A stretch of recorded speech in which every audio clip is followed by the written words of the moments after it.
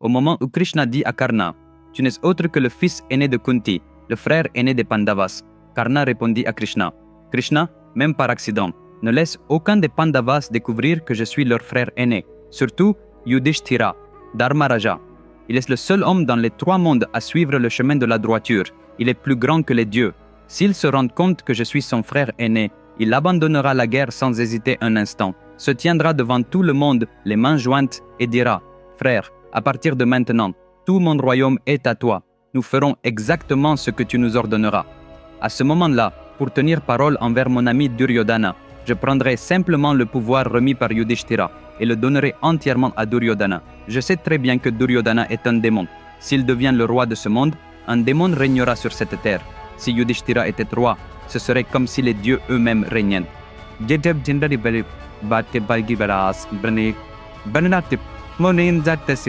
Si j'accepte ce que tu dis maintenant, Krishna, il n'y aura pas de guerre.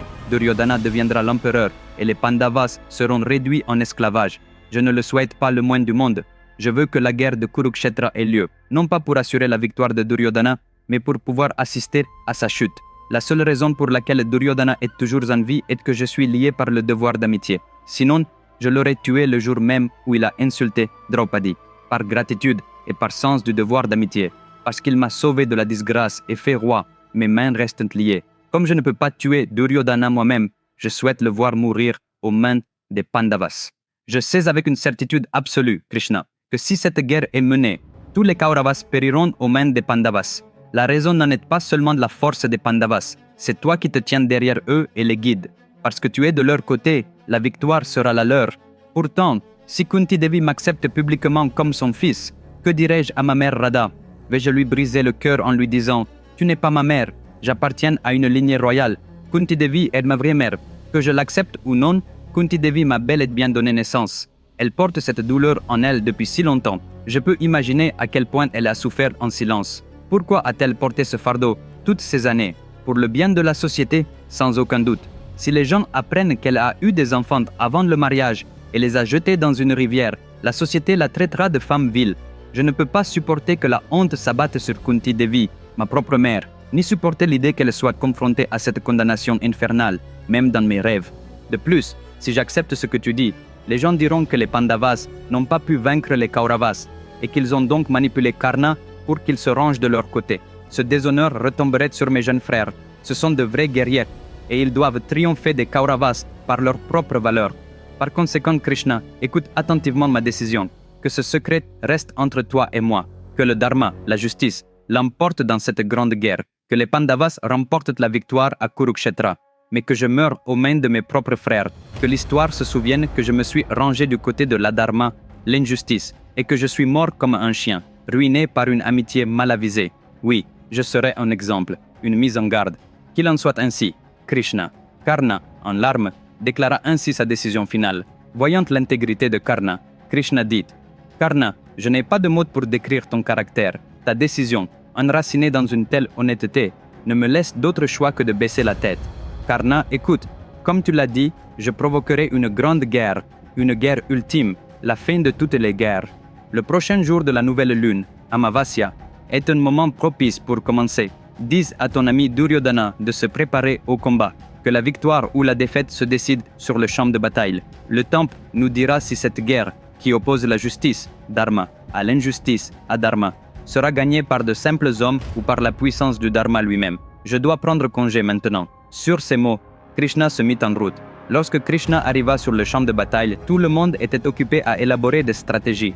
Pendant ce temps, les plus puissants guerriers des 4 coins du monde convergeaient vers Kurukshetra, certains rejoignant l'armée des Pandavas, d'autres celle des Kauravas. À cette époque, toutes les guerrières attendaient ce moment précis, la guerre de Kurukshetra.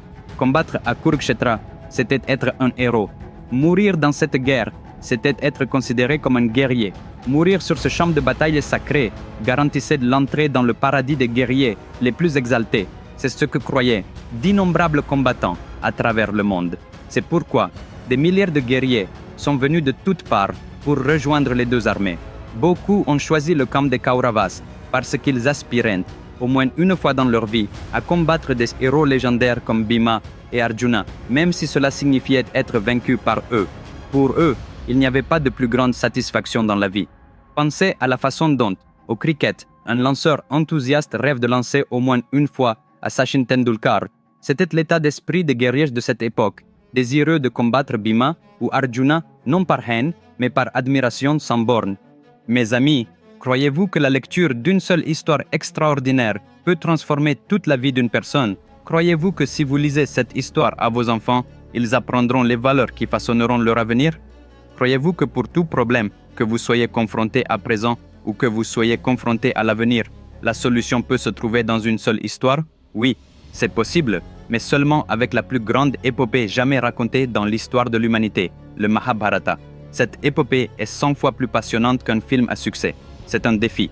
Le Mahabharata, tel qu'il a été écrit dans les Paroles de Vikramaditya, est disponible sous forme d'histoire complète en 2 volumes, à la fois en version imprimée et en livre électronique, sur Amazon et dans 43 boutiques en ligne. Il a été traduit dans 54 langues à travers le monde. J'ai fourni les liens dans la description sous cette vidéo. Commandez-le dès maintenant, parce que ce n'est pas simplement un livre, c'est un trésor contenant tout ce dont vous avez besoin pour la vie. Enfin, l'heure venue, l'armée des Kauravas, composée de 11 Akshauhini, et l'armée des Pandavas, composée de 7 Akshauhini, prêtes à se battre, s'affrontèrent sur le champ de bataille de Kurukshetra. Krishna fit préparer un rapport d'enquête spécial. Il indiquait: si un seul guerrier devait combattre seul, combien de temps lui faudrait-il pour anéantir toute l'armée ennemie? Krishna commença à lire. Bhishma, 20 jours. Cela signifie que si Bhishma combattait seul, il pourrait vaincre toute la force des Pandavas en 20 jours. Karna, 24 jours. Arjuna, 28 jours. Bhima, 32 jours. Plus il avançait dans la lecture, plus il trouvait de jours et même de mois pour les autres. Mais à la 3e page, Krishna s'arrêta sur un nom. À côté de ce nom, il n'y avait qu'un seul chiffre, 1. Pas une année, pas un mois, pas une semaine, pas un jour, ni même une heure, juste 1 minute. Surpris, Krishna se demanda: est-ce vrai? Est-ce même possible? Il ferma les yeux pour scruter l'avenir, et ce qu'il vit le stupéfia. En face de lui se tenait l'armée des Kauravas, et de ce côté-ci, l'armée des Pandavas. Soudain, les guerriers de l'armée des Kauravas commencèrent à s'effondrer un à un, de l'extrémité la plus éloignée vers la plus proche, et en à peine 50 secondes, toute la force des Kauravas gisait morte sur le champ de bataille, des rivières de sang coulant sous eux. Pas un seul Pandava n'était blessé, pas même une égratignure. Pourtant, toute l'armée des Kauravas avait été complètement détruite en moins d'1 minute. Choqué, Krishna revint au présent. Il ouvrit les yeux, incapable de comprendre ce dont il venait d'être témoin. Comment 11 Akshauhini avaient-ils pu tomber si horriblement en seulement 50 secondes? Déterminé à y voir plus clair, Krishna regarda à nouveau dans le futur, cette fois au ralenti. Il vit une seule flèche lancée du côté des Pandavas, filant à une vitesse vertigineuse vers les rangs des Kauravas. Elle s'enfonça dans la taille de Dushasana, le fendant net en 2. La même flèche transperça ensuite la tête de Karna, brisant son crâne en 1000 morceaux. Ensuite, cette même flèche transperça les genoux de Bhishma, lui sectionnant les jambes et le faisant s'écraser au sol. Voyant cela, Duryodhana, tremblant de terreur, tenta de fuir, mais la flèche le frappa dans le dos, ressortant par son cœur. Elle lui arracha même le cœur en même temps. Krishna fut horrifié par ce spectacle. Transpirant, il revint brusquement au présent, ouvrit les yeux et dit: « Qui est-ce là? Amenez-moi immédiatement cet homme dont le nom apparaît ici. Je dois le voir maintenant. »« Certainement, Seigneur, » répondirent les gardes, et ils partirent à sa recherche. Krishna attendait avec impatience, désireux de savoir qui pouvait être ce guerrier. Mes amis, le prochain épisode fera passer l'histoire à un tout autre niveau. Ne le manquez pas. Rendez-vous samedi prochain à la même heure. En attendant, n'oubliez pas de commander mes livres sur le Mahabharata dès maintenant. Les liens sont fournis dans la description sous cette vidéo. Et si vous n'êtes pas encore abonné à ma chaîne, faites-le immédiatement. D'ici là, prenez soin de vous. Au revoir.